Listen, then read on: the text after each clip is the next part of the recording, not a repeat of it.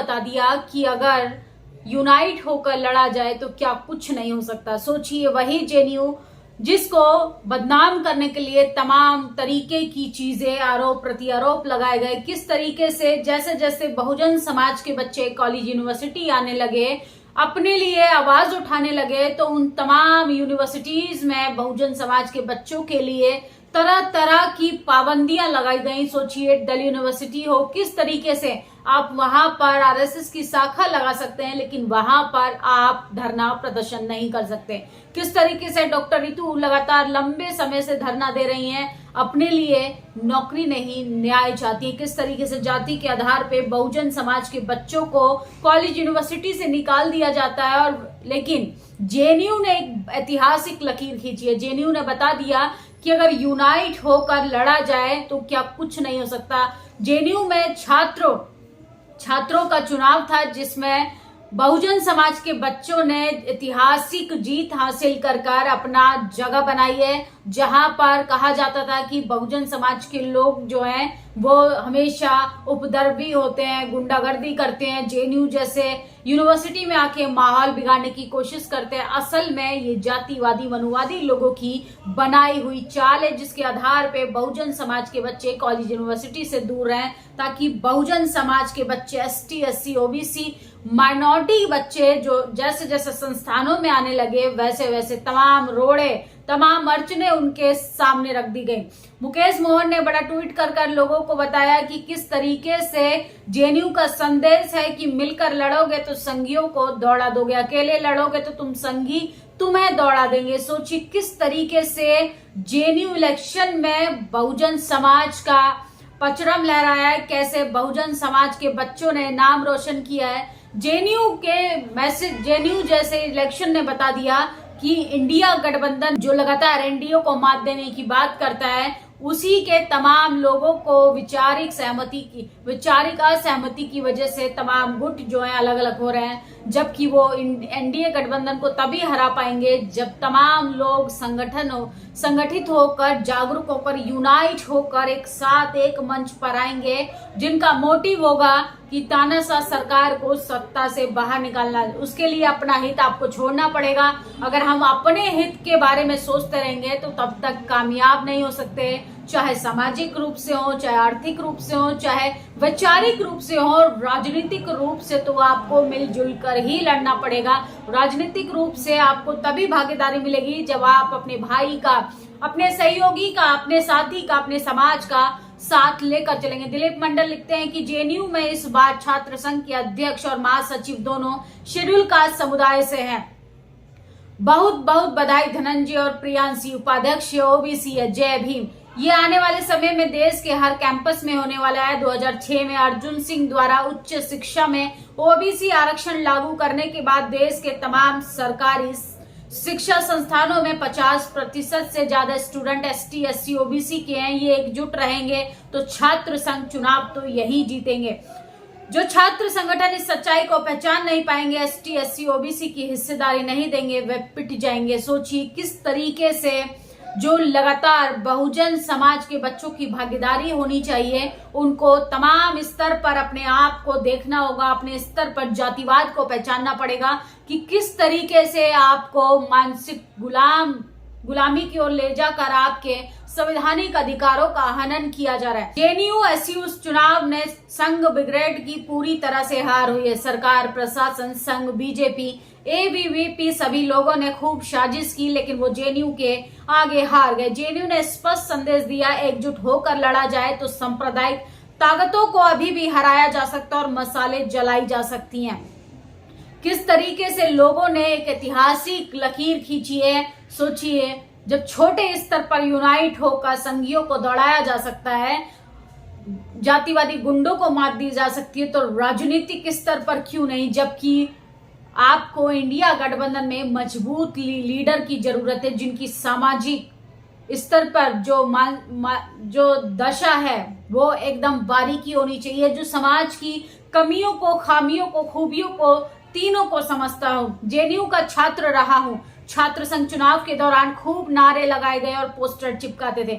आज चुनाव के परिणाम आए और बीजेपी के छात्र संगठन को करारी सशक्त मिली और चारों पोस्ट हारी। आगामी लोकसभा चुनाव के परिणाम में रुझाव आने शुरू हो गए हैं, देखा जा सकता है। तो तमाम लोग जो हैं वो जेएनयू के चुनाव का जो परिणाम है उसको इंडिया गठबंधन की जीत बता रहे हैं। कहीं ना कहीं 24 में भी बहुजन समाज के लोगों का ही वर्चस्व होगा और बहुजन समाज से ही प्रधानमंत्री देश में 24 में बनने जा रहा है। JNU is blue. Baspa is only independent Ambedkarite organization. Is JNU won the post or journal secretary against the ABVP candidate in JNU SU election. सोचिए किस तरीके से आपको ये खबरें जो हैं वो सवन मीडिया आपको नहीं दिखाएगा, क्योंकि वहां पर पूरे JNU को नीले झंडों से पाट दिया गया है। वहां पर जय भीम के नारे लग रहे हैं, पंचशील के झंडे के साथ बच्चे जो हैं वो खुश हैं क्योंकि उन्होंने ये ऐतिहासिक जीत हासिल की है। रहमान लिखते हैं कि Ambedkarite student celebration is JNU truly a historical win. लेकिन इसके बारे में आपको कहीं कोई चर्चा नहीं दिखाई देगी, कहीं कोई खबर आपको नहीं दिखाई देगी, क्योंकि यहाँ पर बहुजन समाज के बच्चों ने जीत हासिल की है। यहाँ पर बहुजन समाज के बच्चों ने अपने आप को बता दिया है कि यूनाइट रहकर आप किसी भी ताकतवर विचारधारा से लड़ सकते हैं, एक नई लकीर खींच सकते हैं। मानसिक गुलामी से आपको निकलना पड़ेगा। जब तक आप अपने समाज का अपना हित नहीं कर सकते, जब तक आप मानसिक गुलामी में जीते रहेंगे। JNU में अम्बेडकरवादियों का जलवा है, जनरल सेक्रेटरी की सीट जीती है। सोचिए किस तरीके से लोगों के अंदर जो खुशी की लहर है, काफी स्टूडेंट खुश हैं। अब JNU में कोई कन्हैया कुमार नहीं बल्कि नीले झंडे वाली प्रियांशी आर्या निकलनी चाहिए। हम JNU से निकलना बहुजन अब राष्ट्रीय राजनीति में दखलंदाजी करे, ये जय भीम प्रियांशी खूब लड़ो। तो प्रियांशी जो है वो जनरल सेक्रेटरी की पोस्ट पर जीत हासिल की है। काफी लोग उनको मोटिवेट कर रहे हैं, काफी लोग उनकी तारीफें भी कर रहे हैं कि JNU election result left won 3 post president, vice president, joint secretary, BSP won 1 post general secretary. सोचिए किस तरीके से एक जीत हासिल की है और अखिल भारतीय विद्यार्थी परिषद को करारी हार मिली है।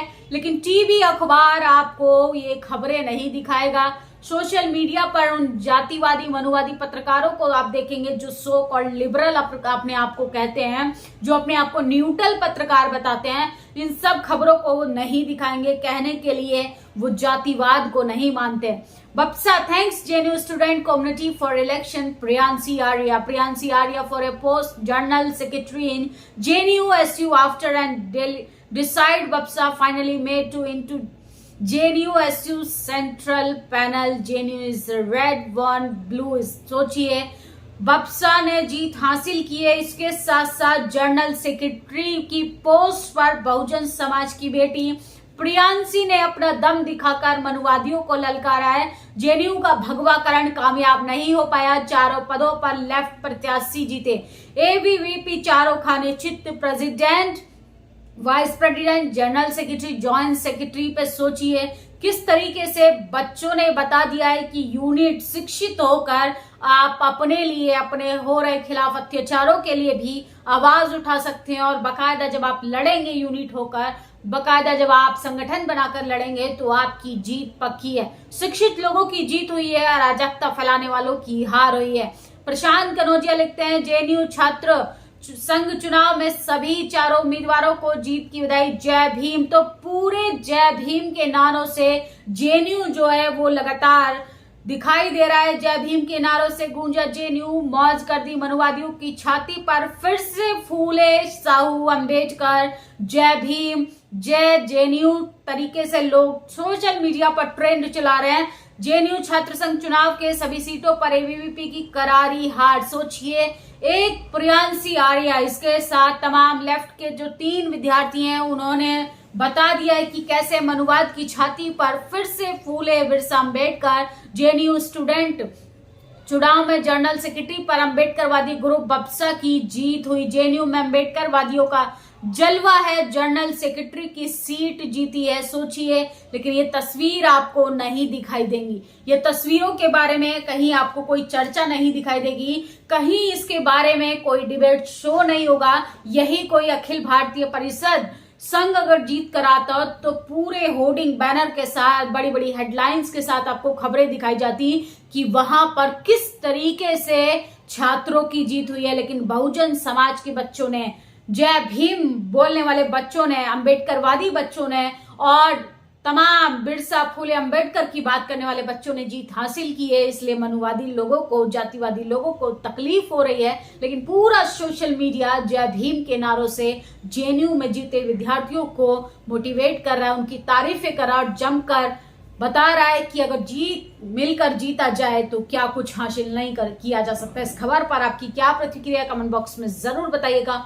फिलहाल कॉलेज यूनिवर्सिटी में जो मनुवादी लोग बहुजन समाज के बच्चों को रोकने का प्रयास कर रहे हैं, वो कहीं ना कहीं असफल होती हुई नजर आ रही है। बहुजन बच्चा पढ़ेगा भी और साथ में अपने अधिकारों के लिए लड़ेगा भी। जिनको लगता है राजनीति खराब चीज है तो वो राजनीति छोड़ दें, लेकिन ST SC माइनॉरिटी लोगों को जो भी मिला है वो राजनीतिक सामाजिक लड़ाई की वजह से मिला है। इसलिए अपने बच्चों को पढ़ने के साथ सामाजिक जागरूकता और राजनीतिक जागरूकता भी पैदा कीजिए, ताकि आने वाले समय में आपको अपने अधिकारों के लिए किसी के आगे गिड़गिड़ाना ना पड़े, आपको किसी के पैरों में गिरकर अपने लिए, अपने संवैधानिक अधिकारों के लिए किसी के जूते तलवों के नीचे ना रहना पड़े। इसलिए आपको बोलना पड़ेगा, शिक्षित होना पड़ेगा, लड़ना पड़ेगा। इसीलिए डॉक्टर अंबेडकर ने कहा था कि शिक्षा वो शेरनी का दूध है, जो पिएगा वो दहाड़ेगा। ये जेएनयू के 4 बच्चों ने साबित कर दिया कि आप शिक्षित होंगे, जागरूक होंगे, संगठित होंगे तो आप कोई भी जीत हासिल कर सकते हैं। शुक्रिया। नेशनल दस्तक की आपसे गुजारिश है कि अगर इसको बचाना चाहते हैं तो नेशनल दस्तक को सब्सक्राइब करने के लिए रेड कलर के सब्सक्राइब बटन को दबाएं, फिर बेल आइकन की घंटी दबाएं। नेशनल दस्तक को बचाने के लिए बहुत जरूरी है कि हर खबर को शेयर करें, लाइक करें, कमेंट जरूर करें।